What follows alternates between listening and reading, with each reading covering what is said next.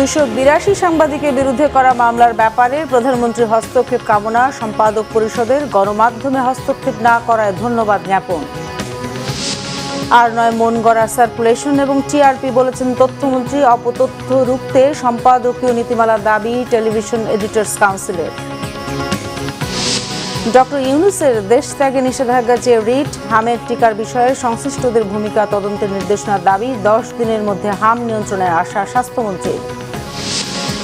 ডুয়েটে VC নিয়োগকে কেন্দ্র করে সাধারণ শিক্ষার্থীদের ওপর বহিরাগতদের দফায় দফায় হামলায় রণক্ষেত্র পুরো ক্যাম্পাস, সাংবাদিক সহ অন্তত 10 শিক্ষার্থী আহত। দেখছিলেন ক্রাউন সেভেন সংবাদ শিরোনাম। 282 সাংবাদিকের তালিকা হস্তান্তর করে মামলাগুলোর ব্যাপারে প্রধানমন্ত্রীর হস্তক্ষেপ কামনা করেছেন সম্পাদক পরিষদের নেতারা।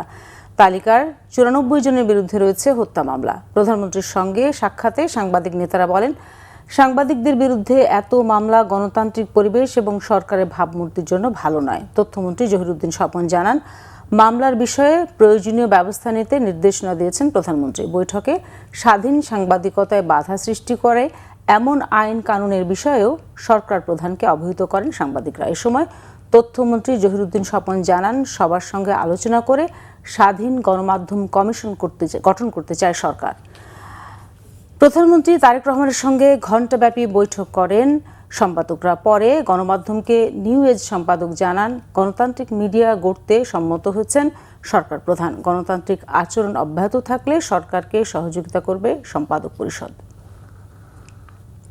সবার সাথে আলোচনা করে স্বাধীন গণমাধ্যম কমিশন গঠন করা হবে বলে আশ্বাস দিয়েছেন তথ্য সম্প্রচার মন্ত্রী জহিরুদ্দিন স্বপন। তিনি বলেন, বিজ্ঞাপন পেতে কোনো পত্রিকা এখন থেকে আর মন গড়া সংখ্যা এবং টিআরপি প্রকাশ করতে পারবে না, তাও নিশ্চিত করবে মন্ত্রণালয়। আর টেলিভিশন এডিটর্স কাউন্সিলের নেতৃবৃন্দ বলেছেন, গেল 17 বছর গণমাধ্যমকে ব্যবহার করেছে ফ্যাসিস্ট সরকার। রিপোর্ট সৈয়দ আব্দুল মুহিতের। গণমাধ্যমের সার্বিক অবস্থা নিয়ে সচিবালয়ে তথ্য ও সম্প্রচার মন্ত্রী জহিরুদ্দিন স্বপনের সাথে সৌজন্য সাক্ষাৎ করেন টেলিভিশনের সম্পাদকদের নিয়ে নতুন গঠিত এডিটর্স কাউন্সিল। এ সময় তারা অভিযোগ করেন, টেলিভিশন মাধ্যমের স্বার্থ রক্ষায় কেউ কাজ করেনি। দাবি ওঠে এই পেশার নিরাপত্তা নিয়ে। এডিটোরিয়াল ইনস্টিটিউশনকে সত্যিকার অর্থে আমাদের মিডিয়ার যে নীতি নির্ধারণী ভূমিকা, দেশ জাতির স্বার্থে এবং মিডিয়ার যে সত্যিকারের বৈশিষ্ট্য এবং চরিত্র, তা যেন পরিস্ফুটিত হয়। আজকে সংবাদের নামে, সামাজিক যোগাযোগ মাধ্যমের নামে সমাজে নানা রকমের অপতথ্য ছড়াচ্ছে, গুজব ছড়াচ্ছে, মিথ্যাচারে ভরে গেছে, হিংসা বিদ্বেষ, কোনো ধরনের নীতিমালা গ্রহণ না করে যে সংবাদ মাধ্যম হতে পারত মানুষের আশা আকাঙ্ক্ষার প্রতি ক্ষেত্র বিশেষে, ওই মাধ্যমগুলো এবং কোনো দায়িত্বহীনতার কারণে লক্ষ্য করা যায় যে সমাজে অস্থিরতা সৃষ্টি হয়, সমাজে বিদ্বেষের জন্ম হচ্ছে, রাজনীতিতে অস্থিরতা সৃষ্টি করা হচ্ছে। গণমাধ্যম থেকে সবাইকে নিয়ন্ত্রণ প্রয়োজন আছে। একটি বাস যখন চালায়, বাসেরও তো একজন ড্রাইভার থাকে। তো আমি মনে করি প্রতিটা জিনিসের একটা নিয়ন্ত্রণ এবং একটি আইনি কাঠামোর ভিতরে থাকতে হবে। সেই ক্ষেত্রে অফকমের আদলে যে কোনো একটি রেগুলেটরি বোর্ড তৈরি করা আমার মনে হয় এটা খুব জরুরি। এ সময় তথ্যমন্ত্রী জহিরুদ্দিন স্বপন বলেন, যারা রাষ্ট্রের কর ফাঁকি দিতে গণমাধ্যমকে ব্যবহার করছেন তাদের থেকে ইতিবাচক কিছু আশা করা যায় না। সবার সাথে আলোচনা করে ঐক্যমত্যের ভিত্তিতে স্বাধীন গণমাধ্যম কমিশন গঠনের আশ্বাস দেন মন্ত্রী। এতগুলি স্টেক হোল্ডার হওয়ার কারণে আমাদেরকে কমিশনের মধ্যে ঢোকা ছাড়া কোনো উপায় নাই। 1, 2 হলো সেই কমিশন হতে হবে অবশ্যই সকল অংশীদারদের কাছে গ্রহণযোগ্য, মালিক থেকে শুরু করে, সাংবাদিক থেকে শুরু করে একদম কর্মচারীটা পর্যন্ত তার বেনিফিট থাকা দরকার। বর্তমান টিআরপি পদ্ধতি গ্রহণযোগ্য নয় উল্লেখ করে তা থেকে বেরিয়ে আসার ইঙ্গিত দেন তিনি। ভিজুয়াল মিডিয়াতে আপনার কত লোক দেখে, কত লোক দেখে না, এটার একটা পরিসংখ্যান ব্যবস্থা আজকালকার ডিজিটাল যুগে এটা কোনো কঠিন কাজ না। হ্যাঁ, ছাপার ক্ষেত্রে যেহেতু আমাদের সমস্ত প্রেসের কম্পালশন করা যায় নাই যে সে ডিজিটাল প্রেসে যাবে, সেই জন্য তার ছাপাটা আমার পাওয়ার কোনো ডিজিটাল মেকানিজম নাই। কিন্তু এই না থাকার সুযোগে মাত্র 500টা টিআরপি দিয়ে আমি দেশের 5 কোটি টেলিভিশনের হিসাব বুঝাই দেব, অথবা সেই মিথ্যাকে গ্রহণ করব, অথবা পত্রিকার ছাপাকে আমি আমার মন গড়া একটা সংখ্যার ভিত্তিতে বিজ্ঞাপনের সুযোগ সুবিধা বন্টন করব, এই নীতিমালা থেকে তথ্য মন্ত্রণালয় বেরিয়ে আসবে। এমন উদ্যোগ মন্ত্রণালয়ের কাজকে আরও গতিশীল করবে বলেও জানান তথ্য ও সম্প্রচার মন্ত্রী। সুযোগ সুবিধা বন্টন সৈয়দ আব্দুল মুহিত, বাংলাভিশন, ঢাকা। সাবেক স্বাস্থ্য প্রতিমন্ত্রী ও বিএনপির সাবেক কোষাধ্যক্ষ মিজানুর রহমান সিনহার জানাজা সম্পন্ন হয়েছে। বেলা 11:30টার দিকে জাতীয় সংসদ ভবনের দক্ষিণ প্লাজায় জানাজা অনুষ্ঠিত হয়। জানাজায় ইমামতি করেন জাতীয় সংসদের সচিবালয়ের সিনিয়র পেশ ইমাম আবু রায়হান। প্রধানমন্ত্রী তারেক রহমান জানাজায় অংশ নেন। এছাড়াও জাতীয় সংসদের স্পিকার অবসরপ্রাপ্ত major Hafizuddin Ahmed Bir Bikrom, deputy speaker barrister Kaiser Kamal ও স্থানীয় সরকার মন্ত্রী মির্জা ফখরুল ইসলাম আলমগীর সহ মন্ত্রী পরিষদ বিভাগের সদস্যরা অংশ নেন। পরে প্রধানমন্ত্রী তারেক রহমান পুষ্পস্তবক অর্পণের মাধ্যমে মরহুম মিজানুর রহমান সিনহার প্রতি শ্রদ্ধা নিবেদন করেন। জাতীয় সংসদের স্পিকার ও স্থানীয় সরকার মন্ত্রী সহ অন্যরাও সাবেক এই প্রতিমন্ত্রীর প্রতি শ্রদ্ধা নিবেদন করেন। এরপর মরহুমের রুহের মাগফিরাত কামনা করে দোয়া মোনাজাত অনুষ্ঠিত হয়। গত শুক্রবার রাতে সিঙ্গাপুরের একটি হাসপাতালে চিকিৎসাধীন অবস্থায় মারা যান সাবেক স্বাস্থ্য প্রতিমন্ত্রী মিজানুর রহমান সিনহা।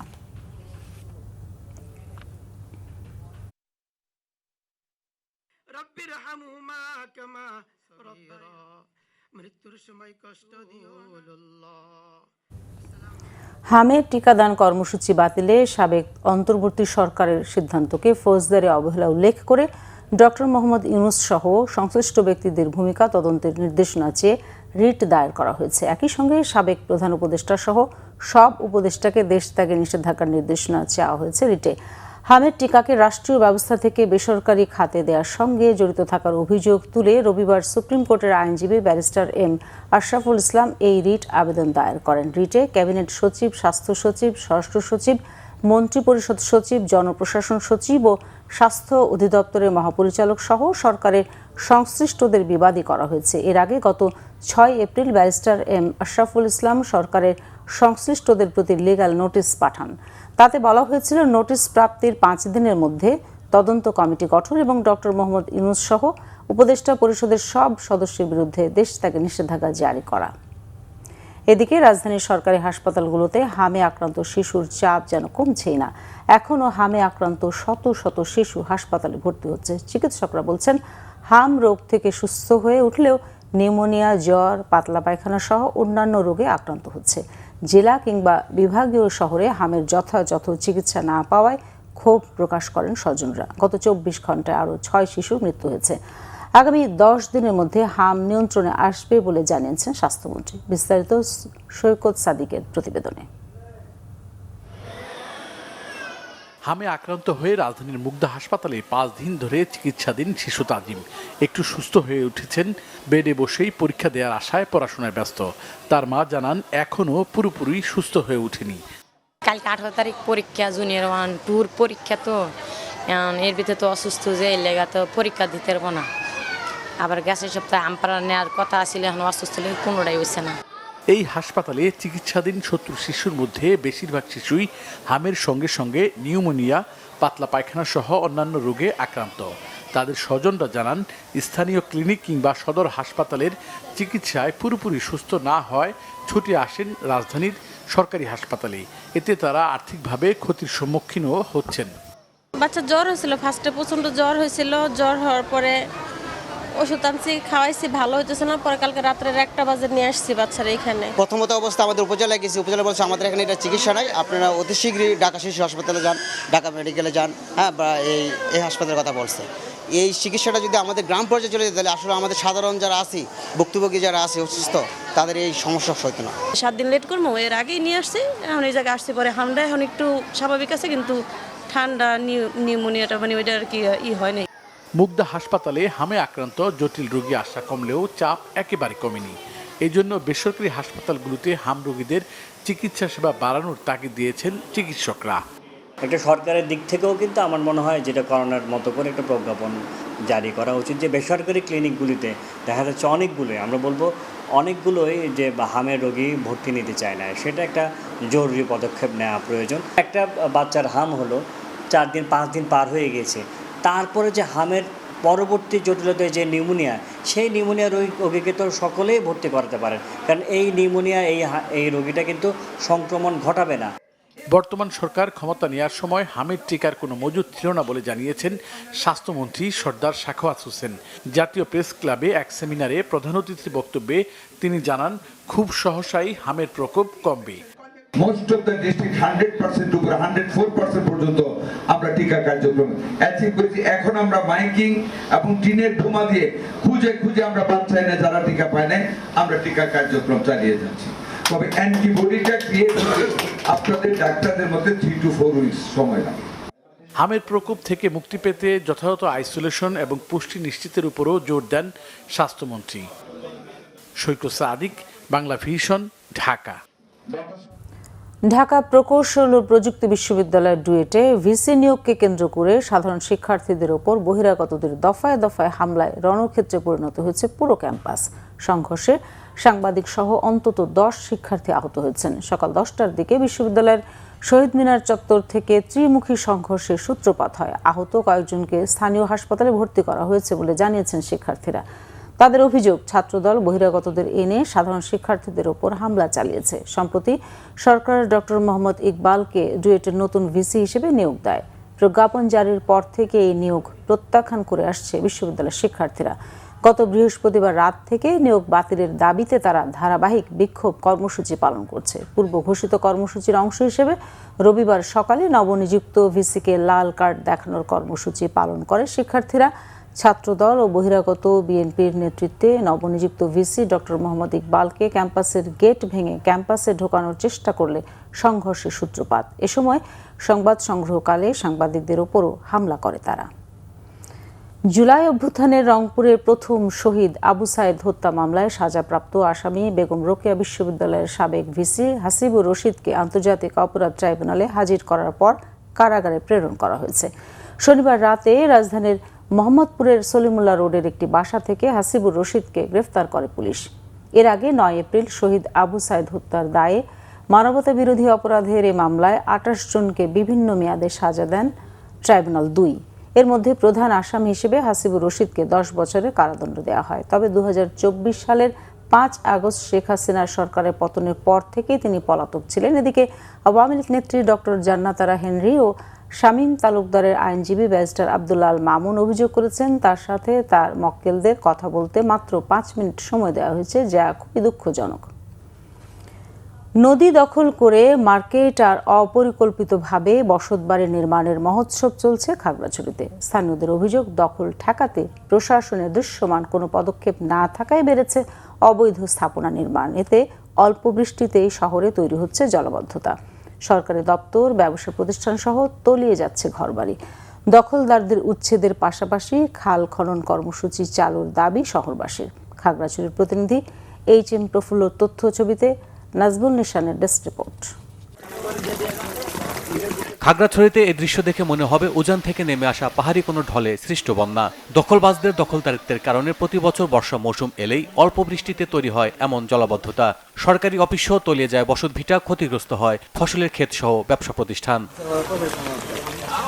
ড্রেনেজ সহ পৌর কর্তৃপক্ষের অব্যবস্থাপনাকে দুষছেন কেউ কেউ। বছরে 2বার কি 3বার আমরা এতে পানিতে ডুবে যাই আর কি। সামান্য একটু বৃষ্টি হলে আমাদের এখানে যে খাল আছে, খাল ছোটোর কারণে পানি ওইটা সের মতো এই যে রোডঘাট ফার্নিচার আমাদের সবকিছু নষ্ট হয়ে যায়। এই খালটা খনন করে যারা অবৈধ দখল ওগুলো উচ্ছেদ করে নাব্যতা ফিরে হোক। এদিকে প্রকাশ্য দিবালোকে প্রভাবশালীর একটি মহল আইনকে বৃদ্ধাঙ্গুলি দেখিয়ে নির্মাণ করে চলেছে শপিং মল, ব্যবসা প্রতিষ্ঠান। এতে নদী ও খালগুলো নাব্যতা হারিয়ে ফেলায় সৃষ্টি হচ্ছে এমন জলাবদ্ধতা। ইন্ডিয়ার পানিও খাগড়াছড়িতে ঢুকে এখানে বন্যায় প্লাবিত করে, অল্প বৃষ্টিতেই বন্যা হয়ে যায়। একমাত্র উত্তরণের পথ হলো একটাই, যে এই নদী, ছড়া, খাল যা রয়েছে, যেগুলা দখল হয়েছে, এগুলা দখল মুক্ত করতে হবে। এমত অবস্থায় ধীরে ধীরে শহরটি বসবাসের অযোগ্য হয়ে পড়েছে বলে মনে করছেন অনেকেই। পানি প্রবাহের সুযোগের জন্য এখানে যে ধরনের নাব্যতা দরকার, নদীর প্রশস্ততা সুরক্ষার দরকার, সেটি কিন্তু বিনষ্ট করে ফেলা হয়েছে। যে নদীগুলো ভরাট হয়ে গেছে এগুলি পুনঃখনন করে সংস্কার করে আমাদের এখানে বন্যা হবে না। নদী ও খাল দখলমুক্ত করতে সম্মিলিত উদ্যোগ নেয়ার কথা জানিয়েছে পরিবেশ অধিদপ্তর। অবৈধ দখল নিয়ে আমরা জেলা প্রশাসনের সাথে সমন্বয় করে কাজ করব এবং সামনে আমাদের এই ধরনের পদক্ষেপগুলো আরও বেশিভাবে প্রতিফলিত হবে। শহরকে বসবাসযোগ্য করে গড়ে তুলতে সংশ্লিষ্টরা দ্রুত পদক্ষেপ নেবে এমন প্রত্যাশা স্থানীয়দের। Bangla vision news desk. Jahangirnagar বিশ্ববিদ্যালয়ে শিক্ষার্থীকে ধর্ষণ চেষ্টার ঘটনায় অভিযুক্ত গ্রেফতার না হওয়ায় প্রক্টরের পদত্যাগের দাবিতে আন্দোলনে নেমেছেন শিক্ষার্থীরা। পূর্ব ঘোষণার অংশ হিসেবে সকাল 10টার দিকে তারা প্রশাসনিক ভবনে তালা লাগিয়ে অবস্থান নেন। এ সময় প্রক্টোরিয়াল বডির বিরুদ্ধে দায়িত্ব পালনে ব্যর্থতার অভিযোগ তোলা হয়। নিরাপদ ক্যাম্পাস নিশ্চিত না হওয়া পর্যন্ত আন্দোলন চালিয়ে যাবেন বলে জানিয়েছে শিক্ষার্থীরা। এদিকে এ পর্যন্ত অভিযুক্তকে গ্রেফতার করতে বিশ্ববিদ্যালয় প্রশাসনকে হুঁশিয়ার করেছেন শিক্ষার্থীরা।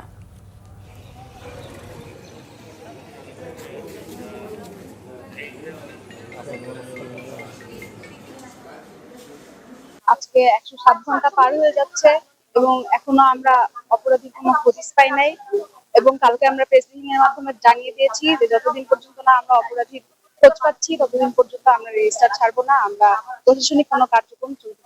আমরা আলটিমেটাম দিয়েছিলাম 48 ঘন্টার মধ্যে যে পলাতক আসামি তাকে গ্রেফতার এবং বিচার কার্য শুরু করতে হবে।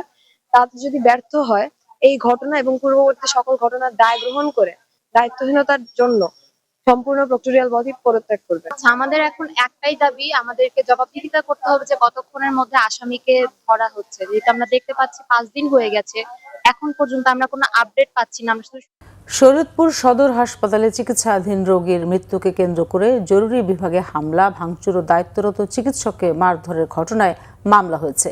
এরই মধ্যে 6 জনকে গ্রেফতার করেছে পুলিশ। ঘটনা তদন্তে 4 সদস্যের তদন্ত কমিটি গঠন করা হয়েছে। এদিকে সকালে চিকিৎসক ও স্বাস্থ্যকর্মীদের ওপর হামলার প্রতিবাদে বিক্ষোভ মিছিল ও মানববন্ধন করেছেন জেলার স্বাস্থ্যসেবার সঙ্গে সংশ্লিষ্টরা। এর আগে শুক্রবার রাতে বুকে ব্যথা নিয়ে সদর উপজেলার উত্তর বিলাস খান এলাকার লাল মিয়া কাজীকে হাসপাতালের জরুরি বিভাগে ভর্তি করা হয়। চিকিৎসাধীন অবস্থায় রাত 1টার দিকে তার মৃত্যু হলে চিকিৎসক দেরিতে আসার অভিযোগ তুলে উত্তেজিত হয়ে ওঠেন স্বজনরা। এক পর্যায়ে হাসপাতালের জরুরি বিভাগে হামলা ও ভাঙচুর চালানো হয়। এ সময় দায়িত্বরত চিকিৎসক ডাক্তার মোহাম্মদ নাসির ইসলাম সহ 4 জন আহত হন।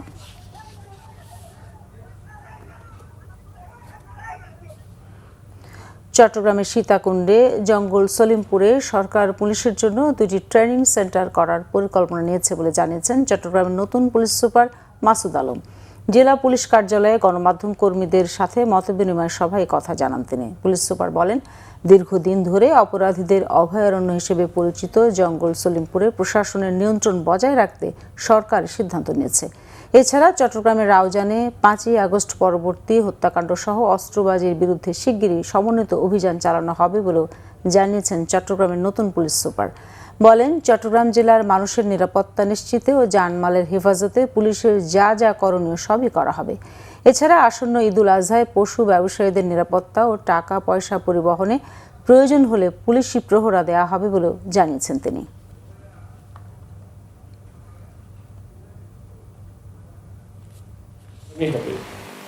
যে ওখানে পুলিশ একাডেমি করবে, যেটা training centre, police training centre. তো যার ফলে যেটা হবে যে ওইখানে পুলিশ সেন্টার ট্রেনিং সেন্টার যখন হবে তো সেক্ষেত্রে তো ওইখানকার যে এখন যে জায়গাটা আমার কাছে বেশি মনে হয়েছে যে বেশি ভালোরেবল, সেটা হচ্ছে যে রাস্তাঘাট নাই। এই ভেতরের রাস্তাঘাট থেকে শুরু করে অন্যান্য অবকাঠামোগত উন্নয়ন যেটা সেটা কিন্তু হবে এবং পুলিশের ওইখানে যেহেতু পুলিশ থাকবে, অন্যান্য বাহিনীরও ওইখানে তখন তৎপরতা থাকবে, তখন কিন্তু সেক্ষেত্রে আইন শৃঙ্খলা পরিস্থিতি স্বাভাবিক হতে বেশি সময় লাগবে না।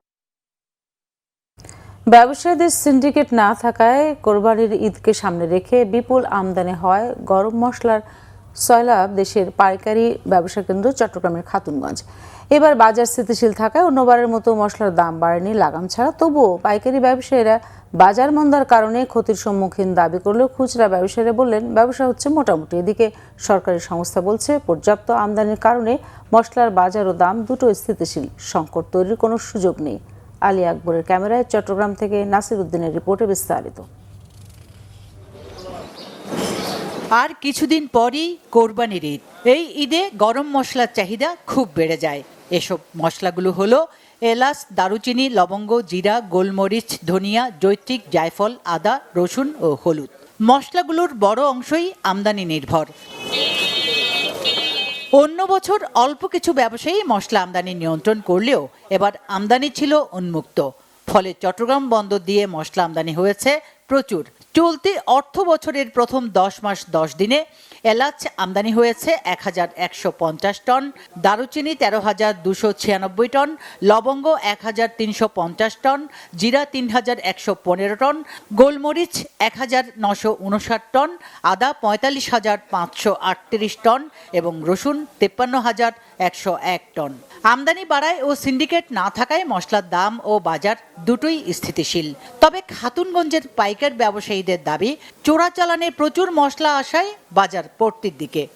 বিএসএফ যেগুলো আছে আমাদের বাংলাদেশের, ওরা ভালো মতো চেক দিলে মালটা আসে না। ওরা সম্ভবত কিভাবে মালটা ঢুকে, এতগুলো মাল কিভাবে ঢুকে 100-200 বস্তা, 1000 বস্তা ঢুকতেছে। যেহেতু বাইরের সীমান্ত দিয়ে মাল ঢুকতেছে, যার কারণে আমরা যারা বৈধ মাল আনতেছি আমরা কিছু নিঃস্ব হয়ে যাচ্ছি, আমরা উচিত রেটটা আর পাচ্ছি না। এদিকে খুচরা ব্যবসায়ীদের অভিযোগ, বড় বড় ব্যবসায়ীরা ভেজাল করছে।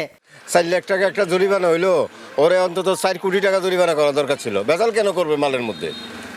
আমরা ছোট পার্টিরা তো ভেজাল করি না। সবগুলো মশলা কমতে আছে, কোনো কিছু বাড়তি নেই। বাজারে ঘাটতি নেই? না, ঘাটতি নেই, মাল প্রচুর আছে, প্রচুর মাল আছে। সমুদ্র এবং স্থলবন্দর দিয়ে পর্যাপ্ত মশলা আমদানির কারণে বাজারে কৃত্রিম সংকট তৈরি ও দাম বাড়ানোর কোনো সুযোগ নেই বললেন আমদানি অনুমতিপত্র প্রদানকারী কর্মকর্তা। কোনো ধরনের ক্রাইসিস হওয়ার সম্ভাবনা নাই। গত বছরে যে এলাচি আছে, সেই এলাচি পর্যাপ্ত পরিমাণে মশলাগুলো আছে আমাদের দেশে। সুতরাং ইম্পোর্টাররা সেটা আসলে কনসিডার করে আমদানি করবে। বেশি আমদানি করলে যদি তাদের লস হয়, সেই জন্য হয়তো আমদানি বিভিন্ন সময় বিভিন্নভাবে হয়ে থাকে। সুতরাং বাজারে যে বর্তমান অবস্থা এবং আমাদের আমদানি যে প্রক্রিয়া এবং আমাদের যে আমদানি অনুমতিপত্র দেওয়া আছে, সব কিছু মিলে যদি আমরা বলি যে সব কিছু স্থিতিশীল অবস্থা আছে, কোথাও কোনো সমস্যা নেই। এবার আমদানির চ্যানেল সহজ হওয়ায় সাধারণ ব্যবসায়ীদের পর্যাপ্ত আমদানির কারণে স্বাভাবিক রয়েছে মশলার বাজার। Bangla vision news desk. এবারে দেশের বিভিন্ন জায়গার আরো কিছু খবর নিয়ে রয়েছে একটি ডেস্ক রিপোর্ট। নোয়াখালীর সুবর্ণচরের কাটাখালী ঘাট এলাকায় নদী ভাঙন এলাকা পরিদর্শন করেছেন পানি সম্পদ মন্ত্রী ও বিএনপির যুগ্ম মহাসচিব শহীদ উদ্দিন চৌধুরী অ্যানি। তিনি আশ্বাস দেন, মেঘনা নদীর ভাঙন রোধে আগামী অর্থ বছরেই স্থায়ী ব্যবস্থা করবে সরকার। প্রাথমিক ও গণশিক্ষা প্রতিমন্ত্রী ববি হাজ্জাজ বলেছেন, ডিজাইন প্রশিক্ষণ ও পাইলটিং শেষে 2028 সালে প্রাইমারি শিক্ষার্থীরা পাবে নতুন কারিকুলাম। নতুন কারিকুলামে শিক্ষকদের প্রশিক্ষণ দেয়া হবে। ময়মনসিংহে এক অনুষ্ঠানে তিনি এসব তথ্য জানান। বিভাগীয় পর্যায়ে 47তম জাতীয় বিজ্ঞান ও প্রযুক্তি সপ্তাহ এবং বিজ্ঞান মেলা হয়েছে রাজশাহীতে। অনুষ্ঠানে প্রধান অতিথি ছিলেন ভূমিমন্ত্রী মিজানুর রহমান মিনু। বিশেষ অতিথি ছিলেন সংসদ সদস্য অধ্যাপক নজরুল ইসলাম মণ্ডল। সরকারিভাবে বোরো ধান চাল সংগ্রহ অভিযান শুরু হয়েছে জামালপুরে। সিংহজানি খাদ্য গুদামে ধান চাল সংগ্রহ অভিযান উদ্বোধন করেন সংসদ সদস্য advocate Shah Wares Ali Mamun. Climate change and disaster resilience বিষয়ক সেমিনার হয়েছে চট্টগ্রাম সার্কিট হাউসে। Organisation for disaster management society ODMS এর এই আয়োজনে প্রধান অতিথি ছিলেন মন্ত্রিপরিষদ বিভাগের অতিরিক্ত সচিব মোহাম্মদ শামীম সোহেল। মূল প্রবন্ধ পাঠ করেন BGC ট্রাস্ট বিশ্ববিদ্যালয়ের উপাচার্য অধ্যাপক ডক্টর মঞ্জুরুল কিবরিয়া। সেমিনারে চট্টগ্রাম মহানগরকে জলবায়ু সহনশীল হিসেবে গড়ে তুলতে পুরনো 72টি খাল পুনরুদ্ধার, সেকেন্ডারি এবং টারশিয়ারি খালগুলো প্রকল্পের আওতায় আনা, CS জরিপ অনুযায়ী খালের সীমানা নির্ধারণ, সমন্বিত বর্জ্য ব্যবস্থাপনায় গুরুত্ব আরোপ করা হয়। 3 দিনব্যাপী ভূমি সেবা মেলা 2026 উপলক্ষে জরুরি প্রেস ব্রিফিং হয়েছে খুলনায়। সার্কিট হাউসের সম্মেলন কক্ষে মেলা নিয়ে বিভিন্ন তথ্য জানান অতিরিক্ত বিভাগীয় কমিশনার রাজস্ব সিফাত মেহনাজ। ভূমি সেবা মেলা 2026 উপলক্ষে প্রেস কনফারেন্স অনুষ্ঠিত হয়েছে গাইবান্ধায়। এতে প্রধান অতিথি ছিলেন জেলা প্রশাসক মাসুদুর রহমান মোল্লা। শরীয়তপুর সদর হাসপাতালের চিকিৎসক ডাক্তার নাসিরের ওপর হামলার প্রতিবাদে এবং চিকিৎসা সুরক্ষা আইন বাস্তবায়নের দাবিতে মানববন্ধন হয়েছে পাবনা জেনারেল হাসপাতাল প্রাঙ্গণে। Doctor association of Bangladesh dab, intern doctor association IDA এবং পাবনা মেডিকেল কলেজ ছাত্রদলের ব্যানারে এই কর্মসূচি হয়। রাজবাড়ীতে সড়ক দুর্ঘটনায় ক্ষতিগ্রস্তদের মধ্যে চেক বিতরণ ও সড়ক দুর্ঘটনা প্রতিরোধে গণসচেতনতামূলক অনুষ্ঠান করেছে বিআরটিএ। এতে বক্তারা জানান, আসন্ন ঈদুল আজহা নির্বিঘ্ন করতে বিভিন্ন বাস টার্মিনাল ও সড়ক পথে মোবাইল কোর্টের সংখ্যা বাড়ানো হচ্ছে। Nazneen Akter, Bangla vision news desk. সংবাদ শেষ করব ক্রাউন সিমেন্ট শিরোনামগুলো আরেকবার জানিয়ে। 282 সাংবাদিকের বিরুদ্ধে করা মামলার ব্যাপারে প্রধানমন্ত্রীর হস্তক্ষেপ কামনা, সম্পাদক পরিষদের গণমাধ্যমে হস্তক্ষেপ না করায় ধন্যবাদ জ্ঞাপন। আর নয় মন গড়া সার্কুলেশন এবং টিআরপি বলেছেন তথ্যমন্ত্রী, অপতথ্য রুখতে সম্পাদকীয় নীতিমালা দাবি টেলিভিশন এডিটর্স কাউন্সিলের। ডক্টর ইউনূসের দেশ থেকে নিষেধাজ্ঞা চেয়ে রিট, হামের টিকার বিষয়ে সংশ্লিষ্টদের ভূমিকা তদন্তের নির্দেশনার দাবি, 10 দিনের মধ্যে হাম নিয়ন্ত্রণে আসা স্বাস্থ্যমন্ত্রী। ডুয়েটে ভিসি নিয়োগকে কেন্দ্র করে সাধারণ শিক্ষার্থীদের ওপর বহিরাগতদের দফায় দফায় হামলায় রণক্ষেত্র পুরো ক্যাম্পাস, সাংবাদিক সহ অন্তত 10 শিক্ষার্থী আহত। দর্শক, এই ছিল এখনকার মতো। পরের সংবাদ সন্ধ্যা 7:30টায় দেখার আমন্ত্রণ রইল। এছাড়া বাংলা ভিশন সংবাদ ও সংবাদ সংশ্লিষ্ট অনুষ্ঠান দেখতে ভিজিট করুন www.bvnews24.com ও facebook.com/banglavisionnews এবং সাবস্ক্রাইব করুন youtube.com/banglavisionnews। ধন্যবাদ সবাইকে এতক্ষণ সাথে থাকার জন্য।